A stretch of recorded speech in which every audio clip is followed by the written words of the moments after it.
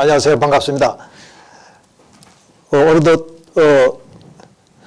봄이 왔지만은 봄을 느낄 겨울이 없이 좀 썰렁한 그런 시간들을 가졌는데 예고도 없이 갑자기 여름이 다가왔어요. 갑자기 또 여름이 오니까 몸의 컨디션도 자연스럽지 못하고 좀 많이 불편함이 있고 또 좀 어색합니다. 계절마저도 이렇게 자기 시간을 기억 못하고 갑자기 이렇게 엄습해오는 것 같은 느낌도 들고 한데요. 아무쪼록 제 강의를 듣고 있는 120여 명의 학생 여러분들 다들 건강히들 잘들 계시죠? 자, 우리가 지난 시간에는 구원파의 구원론에 대해서 좀 살폈습니다.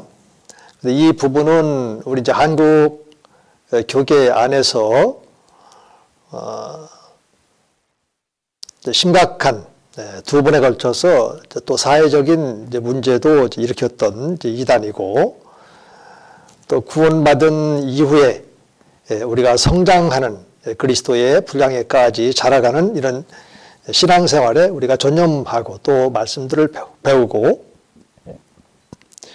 또 하나님과 또 그리스도와의 깊은 사귐을 통해서 영적으로 성장해 갈 수 있는 그런 훈련들을 이렇게 받아야 되는데 그런 것들을 이제 율법시 하면서 우리가 구원받았다 또 거듭났다라고 하는 것은 율법으로부터의 자유합니다. 그래서 이제 율법 안에 포함되어 있는 이제 도덕적인 이런 것들로부터도 자유함을 다시 말해서 이제 율법 폐기론적인 그것도 이제 다른 말로 이제 도덕 폐기론이라고 하는데 그런 쪽으로 이제 신앙을 왜곡시켰고 하기 때문에 이제 한국 교계에도 지대한 영향력을 미치고 있는 거죠. 그래서 워낙 우리가 예의주시해서 살펴야 될 부분들이 있기 때문에 좀 복습을 좀 간단하게 해본다면 구원파의 구원과는 핵심이 깨달음의 교리입니다. 그런데 성경은 회개하고 믿음으로 구원을 받는데 이 믿음에는 지정, 의지적인 3요소가 있어요. 지는 복음을 듣고 깨닫는 거죠. 예수님이 왜 십자가에 모든 인류의 죄를 지고 가셨는가 그리고 죽으셨다가 사흘 만에 부활하셨는지에 대해서 듣고 깨닫는 거예요. 그런데 이 사실을 깨달았다고 해서 우리가 구원받는 것은 아니죠. 그 다음 단계가 깨달았다면 우리가 그것을 인정하는 거죠. 마음으로 인정하는 겁니다. 이것이 이제 믿음의 정적인 단계고, 그때에서 이제 하나님께로부터 의롭다함을 받는 이제 구원의 첫 단계가 되는 거예요. 그리고 이제 의지적인 요소가 있죠. 우리 입술로 예수라 주라 시인하고 이제부터는 예수님을 주인으로 모시고 살겠습니다라고 하는 그런 신앙 고백. 이것이 있어야만 구원이 완전히 이루어지는 겁니다. 그래서 구원과 관련된 이 정형화된 이 성경 구절이 로마서 10장 9절 말씀인데 그 말씀을 보게 되면 우리 입술로 예수를 주라 시인하고 하나님께서 죽은 자 가운데서 다시 살리신 것을 마음에 믿으면 구원함이 있다. 그래서 10절에는 그래서 우리가 믿음으로 의롭다함을 받고 시인하여 구원함에 이르느니라. 이렇게 이제 정리가 잘 이렇게 되어져 있죠. 그래서 이런 부분에 대해서 여러분들이 잘 알아야 됩니다. 믿음 하게 되면 이제 그 안에 지적인 요소, 그 다음에 정적인 요소, 또 의지적인 요소가 있는데, 이 지적인 요소인 깨달음에만 이제 머물러 있는 이런 구원관을 제시하기 때문에 이제 구원파가 이제는 예수님이 십자가에서 과거, 현재, 미래에까지 지을 모든 죄라도 다 해결해 주셨으니까 이 사실을 깨달으면 구원이 있다. 이렇게 말하는데 그런 거는 구원파가 등장하기 훨씬 이전부터 초기교회 시대부터 그 영지주의 이단자들이 있었는데 그 영지주의 이단자들의 구원 교리가 바로 이 깨달음에 의한 그런 교리고 예수님께서는 이제 계시자로 오셔서 그 사실을 깨닫게 해주신다. 우리 마음 안에 다 이미 하나님의 그러한 그 파편, 또 불꽃 이런 것이 있는데 이런 걸 모르고 살아가는 사람들에게 예수님이 그 사실을 계시해서 깨달아 알고 그리고 그런 사람들만이 예정되고 또 구원받은 사람들이다. 이런 잘못된 영지주의자들의 그런 깨달음의 교리가 있었거든요. 이 깨달음이라고 하는 것은 이제 인정하고 믿음으로 반응하는 전 단계일 뿐, 그 깨달았다고 해서 구원이 이루어지는 것은 아닙니다. 그리고 또 구원이라고 하는 것은 바로 구원받아서 하나님의 나라에 들어가는 거예요. 하나님 나라는 이제 하나님께서 우리를 이제 다스리는 겁니다. 왜요? 하나님의 자녀, 그리고 또 아들들이 되어져서 하나님께로부터 그리스도와 함께 된 그 상속자가 되었기 때문에 구원받은 이후에 하나님께서 우리들에게 상속으로 주신 이 하나님의 나라를, 다스림을, 그리고 그에 따른 하나님에 속한 모든 신령한 복을 누리면서 살 수 있도록 하나님께서 우리를 다스리는 거죠. 다스림을 다른 말로 나라라고도 하고 또 하나님의 통치라고도 하는 겁니다. 여기까지가 이제 구원의 시작이에요, 이제는. 그리고 이제부터는 구원의 지속적인 삶을 살아야 되거든요. 구원의 시작이라는 말은 다른 말로 말하면 이제 그리스도인의 첫 시작입니다. 그럼 이제는 그리스도인으로서 살아야 되지 않겠습니까? 이것이 바로 이제 의로운 삶이 성장해야 되고 또 하나님의 그 아들됨, 자녀됨이 성장해야 되고, 여기서 아들, 자녀됨이라는 것은 이제 영적인 변화와 도덕적인 변화를 말합니다. 그래서 이런 부분들에 대해서 교리적으로 여러분들이 잘 알게 되면 이제 구원파의 구원관이 왜 잘못됐는지 이걸 잘 알 수 있는데 이런 사실들에 대해서 좀 부족함이 이제 있어 보입니다.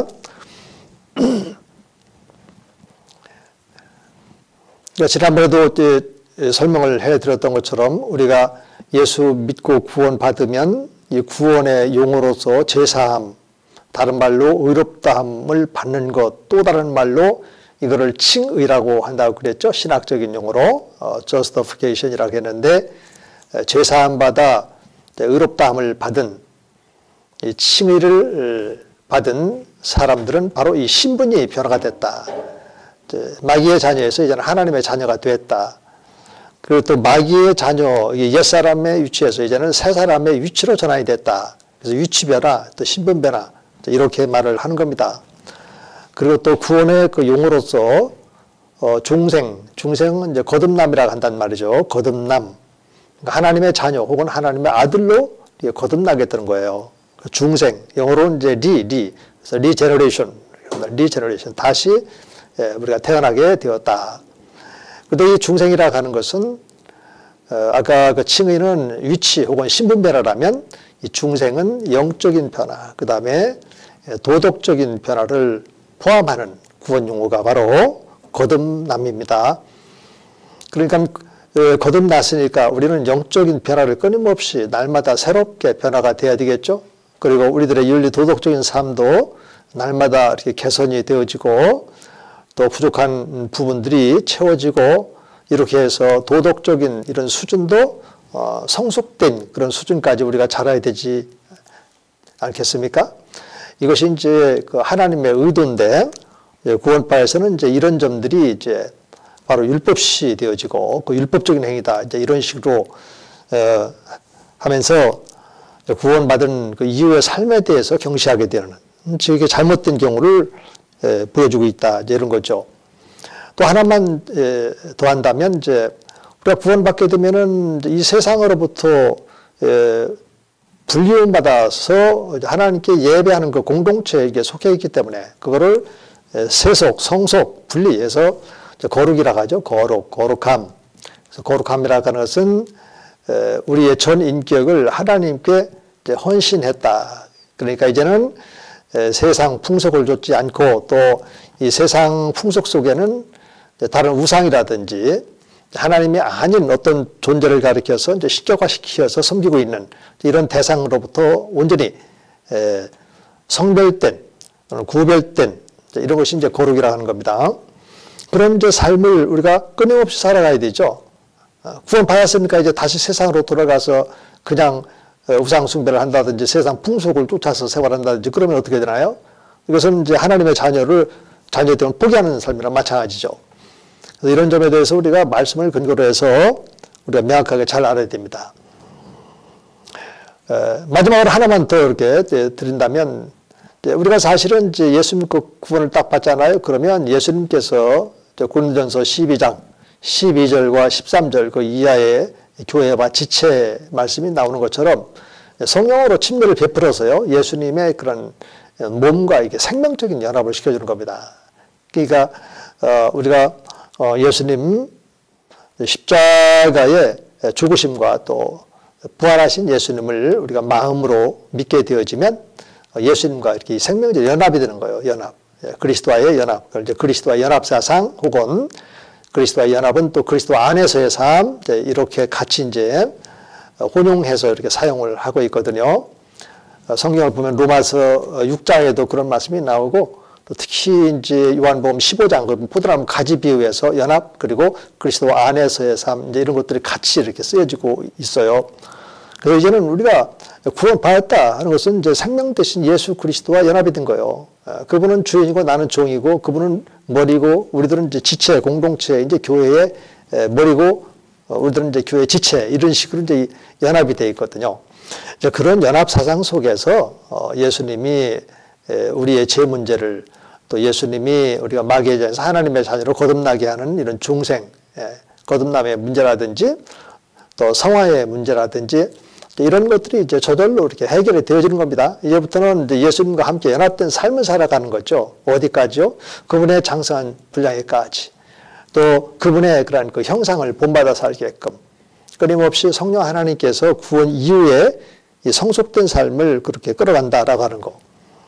이것이 순수한 성경이 말씀하고 있는 복음이고, 이 내용을 여러분들이 꼭 가지고 있어야 돼요. 이 사실을 가지고 있으면 구원파의 구원관이 어디에서 지금 문제가 생겼고 어떤 점에서 잘못됐고 이런 것들이 이제 분별이 되는 겁니다. 지난번에도 제가 말씀을 드렸는데, 이 구원파에 대해서는 우리가 이제 복음으로 무장할 수 있는 아주 중요한 계기를 마련해 주고 있다는 점에서 여러분들이 꼭 알아야 될 부분이고, 그래서 이제 기말고사를 이제 보게 될 때 꼭 시험으로 출제하겠다고 제가 또 말씀을 드렸습니다.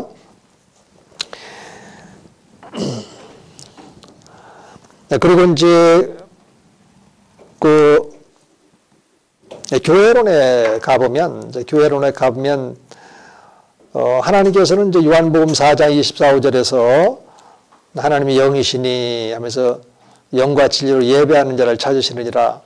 우리 하나님께서는 이제 예배하는 자를 찾으시고, 예배, 워십은 하나님을 이제 높이 존경하며 숭배한다, 이런 뜻이 있거든요. 그러니까 이제 예배라고 하는 그런 단어는 고유한 이제 하나님과 또 이제 예수 믿고 구원받은 성도들 간의 기본적인 삶이에요. 그런데 이 구원파에서는 예배라 하는 용어를 쓰지 않고 서로 이제 교제다, 이제 교제란 용어로 이렇게 예배를 이제 바꿔놨다. 이런 점이 이제 잘못됐고, 오늘은 이제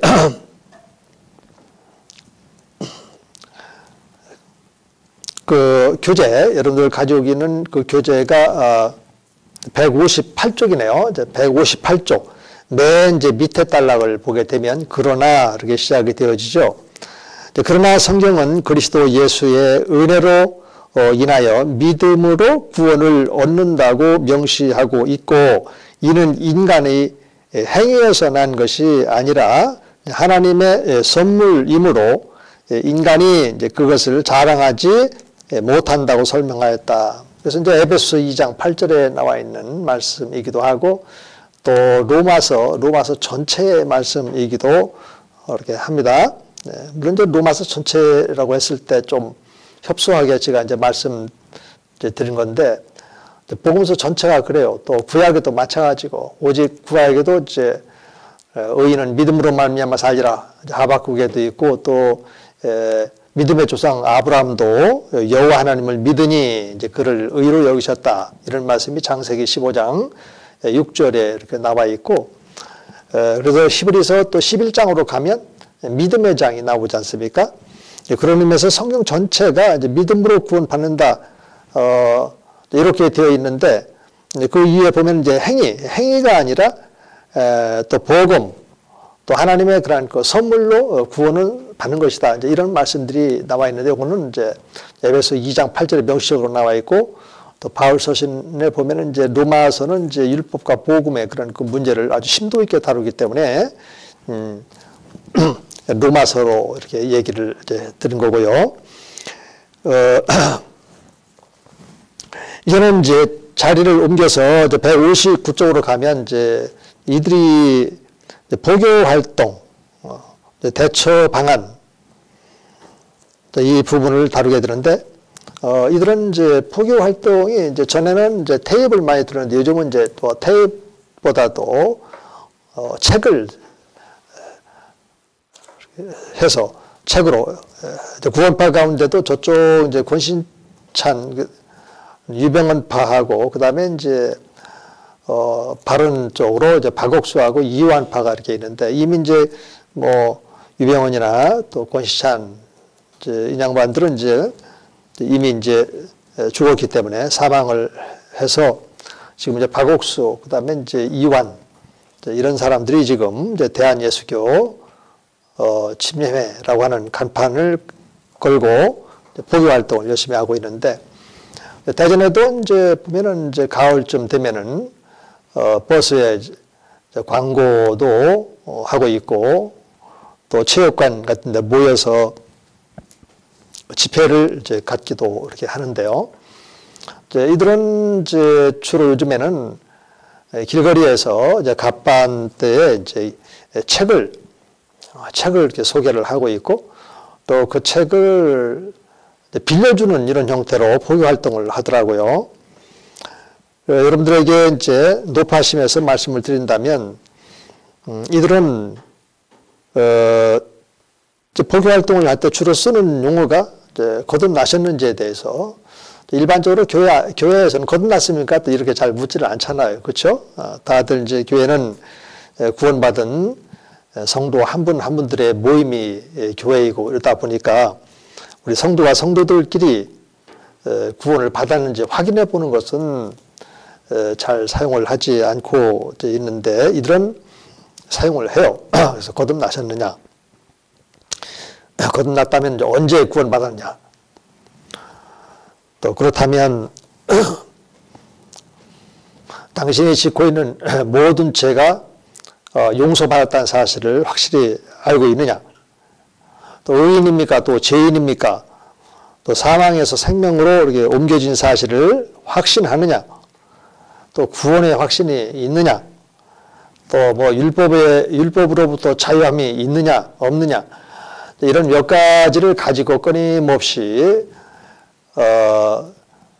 포교 활동을 이렇게 하게 된단 말이에요. 그래서 혹이라도 이런 용어를 이렇게 사용하면서 접근하는 분이 있다면 일단 구원파가 아닌지 또 예의주시해서 여러분들이 행동을 해야 되는데, 아까 말씀드린 것처럼 이제 그 가판 때에 서적을 놓고요, 이것을 빌려주는 거예요. 빌려주는데 그 조건이 이제 여러분들의 핸드폰 전화번호를 기록을 했을 때 빌려줍니다. 그러면 여러분들이 그 책을 빌리기 위해서 핸드폰 전화번호를 거기다가 기록을 했다. 그러면 이제 그 다음부터는 이제 무슨 일이 어떻게 일어날지 모르잖아요. 그렇죠? 네. 물론 이제 뭐 나쁜 쪽으로 뭐 사용하지는 이제 않겠지만 그래도 이제 여러분들을 포교할 수 있는 1차적인 목적은 이제 이루어지게 되는 거잖아요. 무슨 계기가 있을 때마다 그 문자로 그들의 어떤 소식이나 또 아니면 무슨 행사가 있을 때 연락이 갈 수도 있고, 그래서 좋은 단체 같으면은 또 정상적인 그런 기독교 같으면 우리가 신앙적인 차원에서 바람스럽겠지만은 이런 경우는 모든 교단에서 다 이단으로 규정을 한 단체이기 때문에 그런 전화번호를 쉽게 함부로 그들에게 제공을 하는 이런 행위는 상당히 위험한 행동이다. 이렇게 말씀을 드리고 싶고, 또 그래서 그런 용어들을 잘 좀 기억을 하세요. 그 159쪽에 중간에 나와 있으니까 이런 용어들을 통해서 이제 그들이 복음 활동을 하고 있다. 그리고 맨 끝에 가려고도 보면은 가장 왕성한 활동을 맡고 있는 박옥수, 이제 기쁨의 소식 선교회라고 하는 기쁨의 소식 선교회. 누가복음 2장 10절 11절 말씀을 이제 응용을 해서 한 것 같은데, 누가복음 2장 10절 11절은 큰 기쁨의 좋은 소식 이렇게 되어 있는데, 여기는 그냥 기쁨의 소식 선교회. 비슷하죠. 이런 선교회는 이제 박옥수 대한예수교 침례회 구원파에 소속되어 있는 겁니다. 근데 이들도 이제 침례를 베풀어요. 그래서 침례회 이렇게 붙이니까 우리는 이제 기독교 한국 침례회거든요. 우리 교단은 침례교단은 오직 기독교 한국 침례회밖에 없어요. 나머지는 다 이단으로 지금 소속되어 있는 겁니다. 여기도 그렇고 또 권신찬 유병언이가 소속되는 거기는 기독교 복음 침례회 이렇게 되어 있거든요. 그리고 이제 그 베레 아카데미 서울에 있는 거기도 기독교 한국 침례 교회 또는 기독교 한국 침례교 연맹 그 전에 이제 그런 용어를 이렇게 쓰고 그랬는데, 그래서 우리 기독교 한국 침례회하고는 다른 단체입니다. 이런 점에서 우리 또 침례교가 많은 그런 또 피해도 입고 있는 그런 점도 이렇게 있어요. 이런 이제 바우스파도 이렇게 보면은 주로 이제 청소년들 단체를 통해서 수련회라든지 이런 집회 이런 것들을 활용을 해서 청소년들을 향해서도 이렇게 보호 활동을 이렇게 많이 하고 있습니다. 그래서 이런 사실들을 이제 볼 때마다 좀 이제 안타까움이 있는 것은 우리 교회들도 이런 기회들을 많이 갖고 있고, 또 우리 청소년들에게 구원의 문제에 대해서 구원이 어떻게 이렇게 시작이 되어지고 또 구원을 받게 되면 우리가 하나님의 다스림 안에 또 하나님의 통치 안에 들어가고, 그러면 이제 우리가 어떻게 이제 하나님의 다스림을 받아야 되는 문제 이런 것들에 대해서 철저하게 말씀을 근거로 해서 이제는 그리스도와의 그 연합된 삶, 그래서 그리스도와 연합된 삶이 무엇이고 또 어떻게 해서 연합이 되고 또 이것이 주인과 종의 그런 관계로 연합이 됐다면 또 비유로 이제 포도나무 가지의 비유로 연합을 설명이 되어져 있다면 그 연합의 그런 그 증거로서 열매가 있는데 그 열매가 과연 무엇이고, 에베소 5장 같은 데 보면은 이제 빛의